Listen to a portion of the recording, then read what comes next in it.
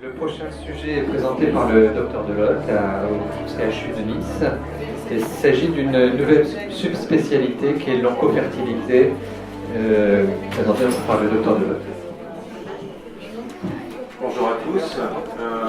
Quelques remerciements, bien sûr, au comité d'organisation de m'avoir permis de discuter de ce sujet. Merci à vous d'être restés. Le précédent orateur ayant dit qu'on avait des orgasmes en dormant, je suis ravi que vous ne soyez pas partis faire la sieste entre deux. C'était dans le Ce qui sujet. veut dire que le sujet vous intéresse. Et enfin, un petit clin d'œil au docteur Badgui qui était à mon chef quand j'étais quand il était au CHU, donc ça me fait plaisir de le voir. Et je vois que lui comme moi on a choisi le même tailleur. Avec le temps, le tailleur sert un petit peu dans cette zone-là. On doit dire que c'est la sagesse. Donc le contexte vous le connaissez. On doit expliquer à une patiente qui est prise en charge dans l'oncologie qu'on peut proposer des techniques de préservation de la fertilité.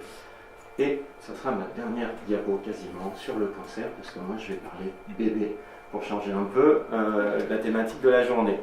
Le plan cancer 2009-2013 l'explique à nouveau, et il y a le projet régional de santé 2012-2016 de l'ARS, où l'oncofertilité a été mis comme un élément important à développer. Alors, deux petits rappels.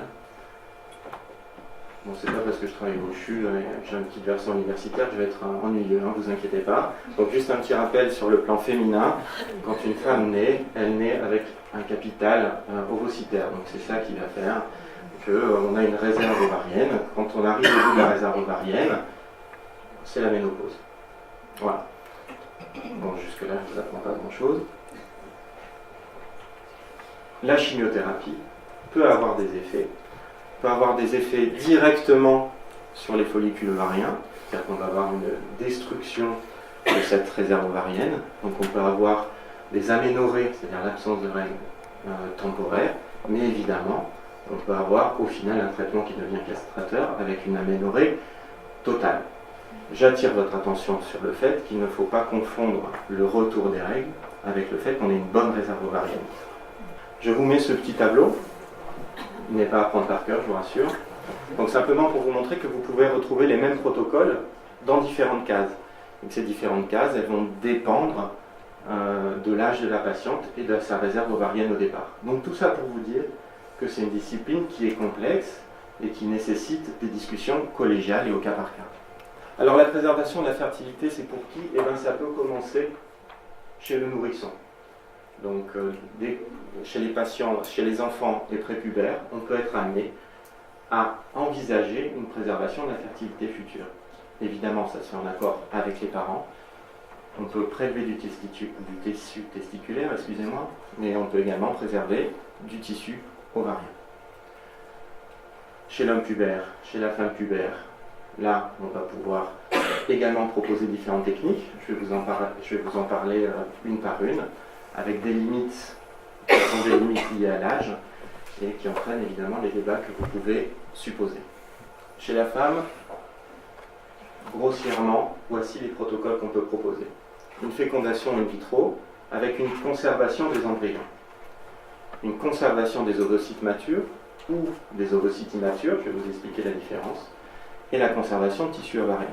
Et il y aura des consultations dédiées dans les différents centres qui vont permettre de pouvoir sélectionner et de dire oui madame, on peut présenter votre dossier, ou non madame, vous ne nécessitez pas une oncofertilité, puisque par exemple la chimiothérapie n'aura pas d'effet délétère chez vous, donc il n'y a pas besoin de faire ce genre de pratique.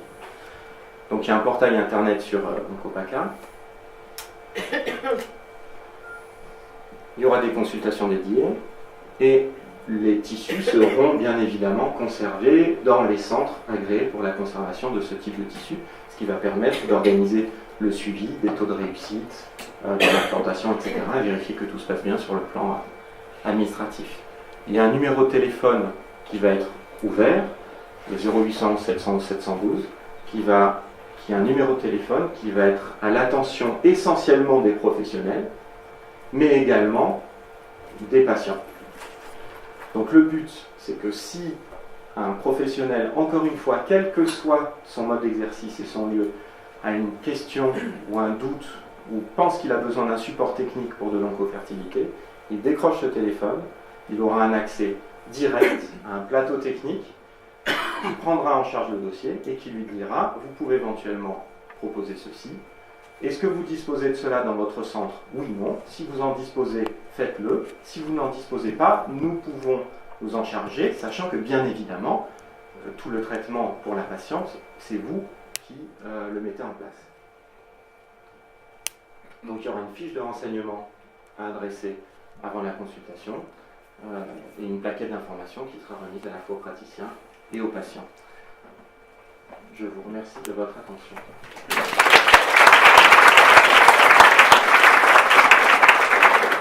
Merci beaucoup Jérôme de cette présentation très complète et sur un sujet très novateur.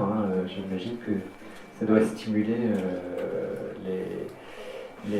la recherche et en même temps les équipes cliniques. Et ça prouve bien que le cancer n'est plus seulement un praticien qui travaille dans son cabinet tout seul. Actuellement, il est indispensable que les dossiers soient présentés en RCP avant d'opérer les patientes parce qu'évidemment, vous imaginez que si au moment de la consultation on n'a pas pensé à l'oncofertilité, la patiente est déjà engagée dans un projet thérapeutique.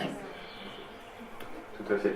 Une grosse partie des débats évidemment sont médicaux, mais une grosse partie des débats, vous devez vous en douter, sont éthiques, puisqu'il est hors de question pour moi de vous présenter l'oncofertilité comme de l'oncologie. C'est-à-dire que je ne suis pas en train de vous dire figo de B, patient de tel âge, donc on va lui faire ça. C'est jamais ça.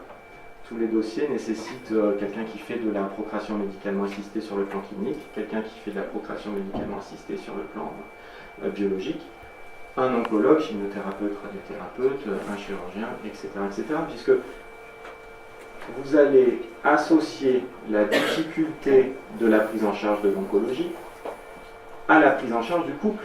Parce que, par exemple, on va dire qu'on traite la patiente. Son mari, s'il n'a pas de spermatozoïde, c'est pas sa faute. D'accord? Mais donc il va falloir connaître le bilan de son mari pour pouvoir envisager la bonne aide médicale à la procréation future pour elle. D'accord? De la même manière, ce n'est pas que de l'oncologie, ce n'est pas que de la PMA. Parce que vous savez, enfin vous lisez tous la presse, si on veut, vous avez 90 ans, je peux faire en sorte que vous tombiez enceinte. D'accord? Les protocoles sont quasiment connus, pas si compliqués que ça à faire. La seule chose, c'est que ce n'est pas le but. D'accord? Donc la limite onco-PMA peut être faible et nécessite des discussions. L'élément central de ça, ça sera le médecin de la patiente. La patiente va avoir un médecin. C'est ce médecin qui sera l'élément central de la prise en charge globale. Le centre où la patiente choisit d'aller, ça sera l'élément central. Ce type de support ne sera qu'une aide en cas de question. Mais l'élément central, c'est le médecin qui prend en charge la patiente. Merci beaucoup. Merci beaucoup.